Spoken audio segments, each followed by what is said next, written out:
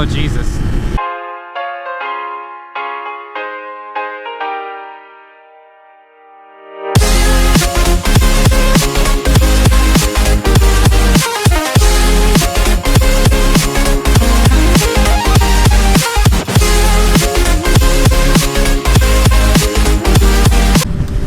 What's going on, guys? Dalton with a D, back with a brand new video. It's a beautiful Central Texas day, although it feels like it's about 105 degrees outside, and with the heat index it might just be that. I'm out for a nice ride on this Friday afternoon with my buddy Brad on his KRT Paint Scheme ZX6R. It's a beautiful bike, man. I love that bike, and it's actually what I'd considered for my next bike until a lot of soul searching ultimately led me to the Z900. But we went out, we got a bite to eat, got some good riding in. I figured what better time to record a moto vlog, especially considering how long it's been since I've uploaded a video. And there's been some interesting changes. There's been some interesting events going on lately since my last video.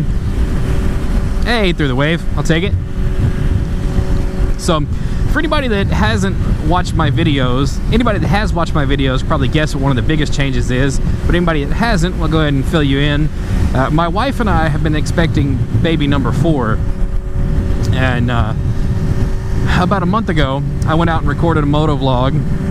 In that moto vlog I discussed my wife's pregnancy. All of a sudden I'm seeing bikes. It's just that threw me off mid-sentence. I hadn't hardly seen a bike on the road all day. But anyway, I recorded that video on a Tuesday morning about a month ago. It was a month ago today, actually, that I recorded that video. So let me try and recollect my thoughts here, because that car just threw me completely off. My ADD's so bad, once you take me off of a thought, it's hard to go back to it. But I think I said already that my wife and I were expecting baby number 4. I went out to record a moto vlog. I came home. I discussed my wife's pregnancy in that moto vlog. I came home and put the bike up, and she said it's time to go to the hospital. I think I'm in labor. Now, let me preface this also by saying that my wife is a labor and delivery nurse. She's been doing labor and delivery nursing for like 5 years. She actually is a charge nurse on the labor and delivery floor sometimes. So she knows a lot about labor and delivery. It's not like this is her first rodeo either with, you know, baby number 4, because the boy puts in work. So we take off, we get up to the hospital, we get in, they admit us, they tell us it's not false labor, it is labor, it's time to keep you, and we're gonna have this baby. So Wednesday morning, my daughter's born, beautiful, happy, and healthy, until about 2 hours after her birth, when she starts to grunt and desat, which means her oxygen level started to drop, and she had to go to the NICU. Grunting is a sign of respiratory distress in infants, and my wife recognized it right away, and I recognized it because we'd been through it once before with my son. My 2-year-old, uh-oh, what is this? Hey, brother, what's going on, man? So like I said, we've been through this once before with my son. My son was born and was instantly grunting and had to go to the NICU, which is the neonatal intensive care unit, where we figured out my son had a collapsed lung. And so he had a only 4-day NICU stay. My son is kind of a trooper, man. 4 days in the NICU with a collapsed lung is pretty tough, if you ask me. But so reluctantly, we have to let my daughter go to the NICU and realize we're not going to be able to keep her with us and this be the happy delivery like we were hoping for. So my wife is feeling my wife's very upset, but she's having feelings of guilt, like it's her fault that my daughter had to go to the NICU here. And I tried to explain to her that just like my son was okay, my daughter was going to be okay too. And I was never really that worried about her. I did feel upset initially the first time I saw her in the NICU, but even when my son was in there with a collapsed lung, I didn't feel like my son was ever in that much trouble. I always knew he was going to be okay. And my daughter, they did the x-ray, the chest x-ray came back clear, and no collapsed lung, no pneumonia. They did a second chest x-ray that did show a little bit of fluid, and they attributed her lung problems to what they call transient tachypnea and respiratory distress syndrome, probably a combination of the two of them. Sorry about the wind noise, guys. Wide open fields don't do much to block out wind noise.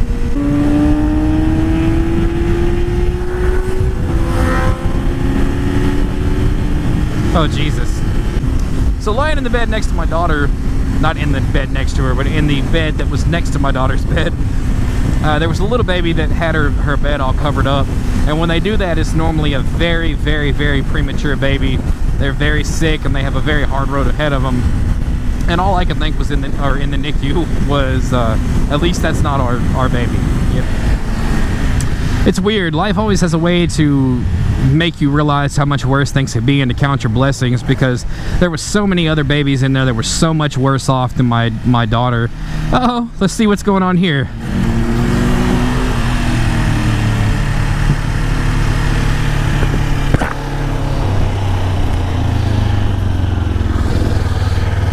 As I was recording that video, this guy on a Gixxer 1000 come by, and he was actually on the other side of the highway, and all of a sudden he's behind me, and him and my buddy on the ZX6R there kind of had a little run and play, and we come pulling into this gas station in this small town that's notorious for a speed trap, and like, they're rough on tickets, man. And this cop comes pulling up to talk to us, and I go, oh, fuck, man.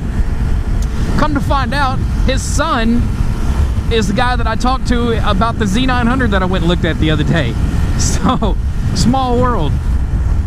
He said he just actually traded in his Harley for a BMW S1000 double Rs. How badass is that, man? You what? I'll ride it. Yeah, I'll ride it.